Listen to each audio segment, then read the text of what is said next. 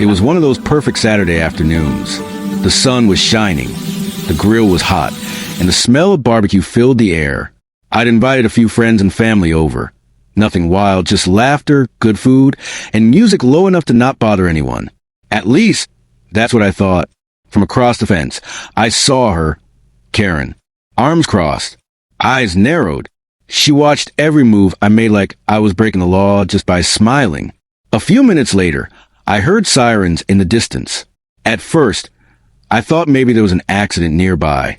But when two police cars pulled right in front of my house, I knew exactly who had called. Karen stormed outside, yelling before the officers could even get out. She claimed I was disturbing the peace and breaking neighborhood rules. But here's the thing. I'd already checked. Outdoor cooking was completely allowed in our community, as long as it ended before 9 p.m. So while Karen was busy lecturing the cops, I walked up, calm and confident, and showed them my printed barbecue permit, signed and approved by the city itself. The officers looked at me, then back at Karen. They'd seen this before. She was the same neighbor who had made multiple fake complaints that month. One of them sighed, pulled out a small ticket pad, and said, "Ma'am, filing false reports is a finable offense." You should have seen her face. She froze, her mouth dropped open, and for once, she didn't have anything to say. As the officers left, one smiled at me and said, "Enjoy your barbecue. Smells great, by the way." So I did.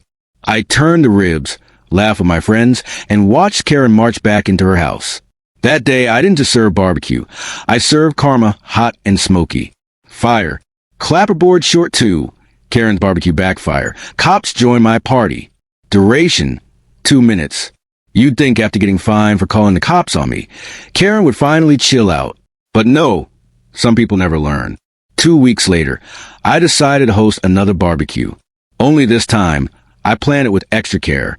I made sure everything was completely by the book, noise level, fire safety, food permits, even parking.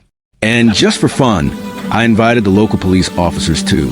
You know, the same ones who fined Karen last time.